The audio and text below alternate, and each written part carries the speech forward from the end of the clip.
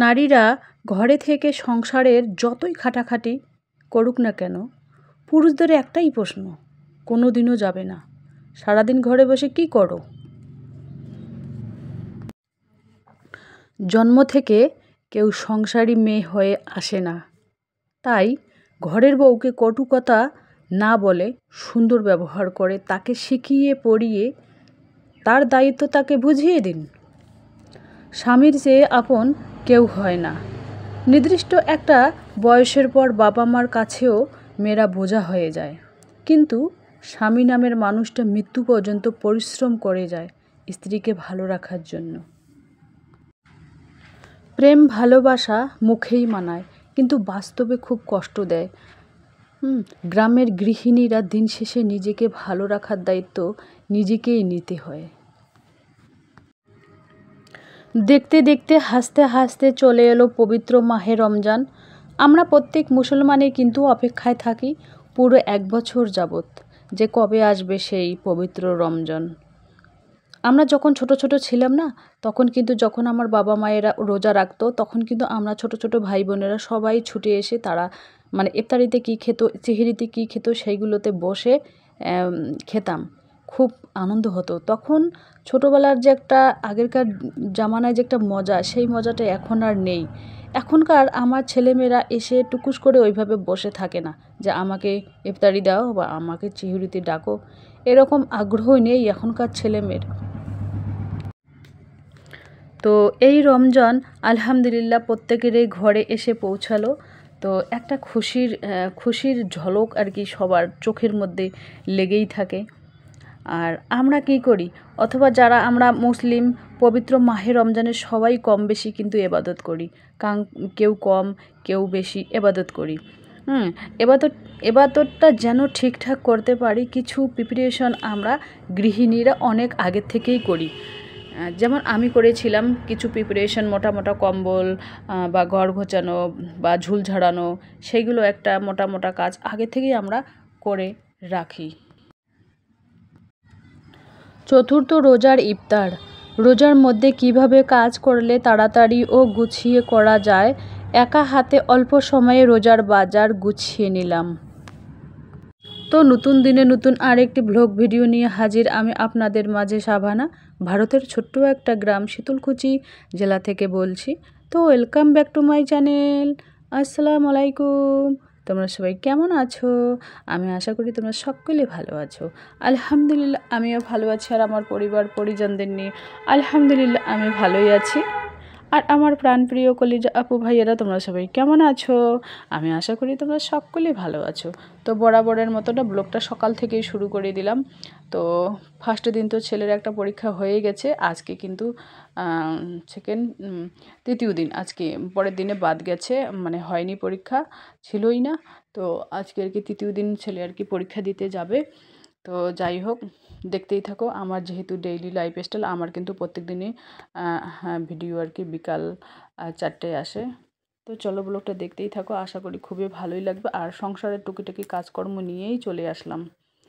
তো চতুর্থ রোজার ইফতার। রোজার মধ্যে কিভাবে কাজ করলে তাড়াতাড়ি অথচ গুছিয়ে করা যায়, একা হাতে অল্প সময়ে রোজার বাজার গুছিয়ে নিলাম, সেই ব্লগটাই আজকে তোমাদের কাছে আমি শেয়ার করব।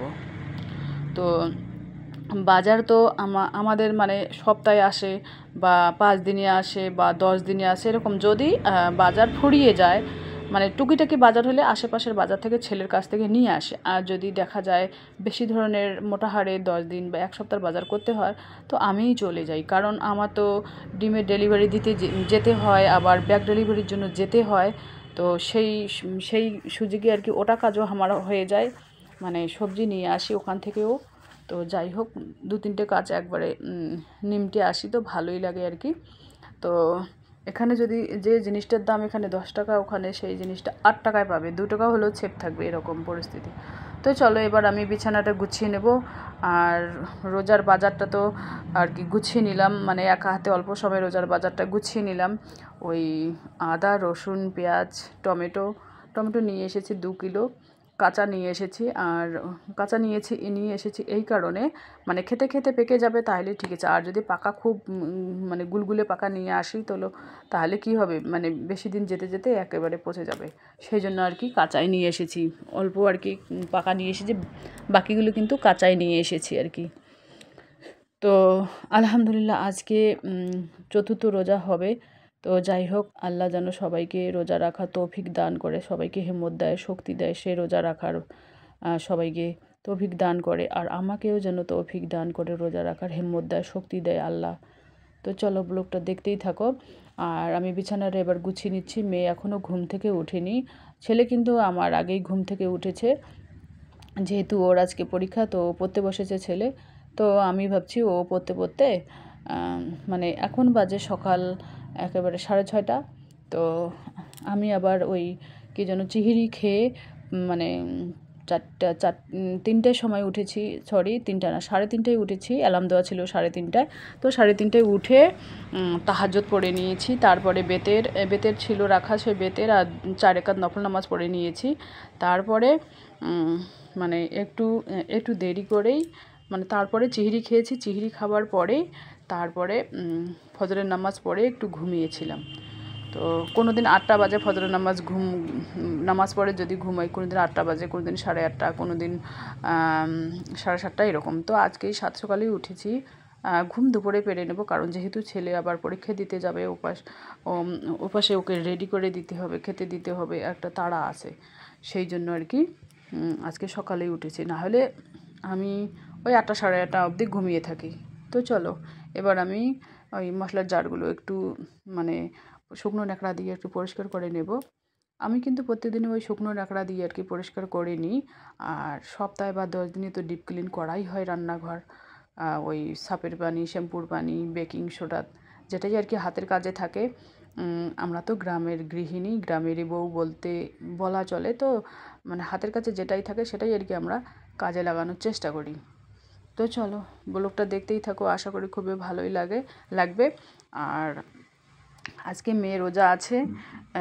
মেয়ে কিন্তু পরশু একটা মানে ফার্স্ট, সেকেন্ড, তৃতীয় 2টা রোজা দিয়েছে, তৃতীয় রোজা দিতে পারিনি। এই কারণে দিতে পারিনি যে পানির বোতল যে 20 লিটার 25 লিটার যে পানির বোতল রাখা ছিল ঘরের মধ্যে, তো কি যে কোনো একটা কারণে মেয়ের পায়ে পড়েছে। তো আঙ্গুল দুটো ফুলে গেছে, আবার জ্বরও ভাব আছে। তো বলছে কি এই পরিস্থিতি, আমি বলছি এই যদি পরিস্থিতি হয় তাহলে আজকে রোজা রাখা বাদ দাও। তো আজকে আর কি মেয়ে রোজা আছে। তো যাই হোক, সংসারের কাজ কমপ্লিট করে তো আমি বেরিয়ে পড়লাম ডিম ডেলিভারি দেওয়ার জন্য আর ব্যাগ ডেলিভারি দেওয়ার জন্য। কারণ আমি ভাবি যে না, 10টা সকাল, বর্তমান 10টা 10:15 বাজে, তো ওখান থেকে এসে আবার কোরআন তেলাওয়াত করতে হবে। তো কোরআন তেলাওয়াত আমি অফ ক্যামেরায় করে নেব। তারপরে জোহরের নামাজ পড়ে একটু আরাম করব।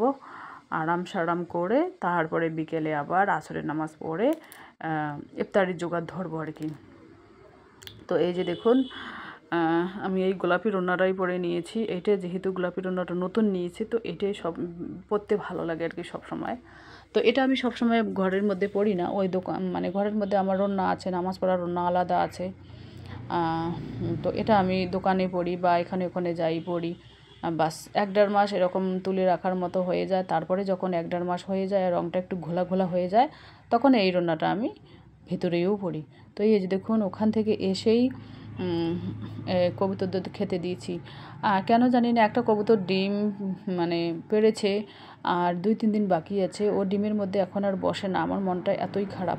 তো এই যে দেখুন, মা একটা ছোটো কচি লাউ পাঠিয়েছে, আর এখানে মটন আছে। তো কয়েকটা আলু, কচি লাউ, মটন দিয়ে একটু রান্না করব, আর লাউ শাকটা ঝোল করব।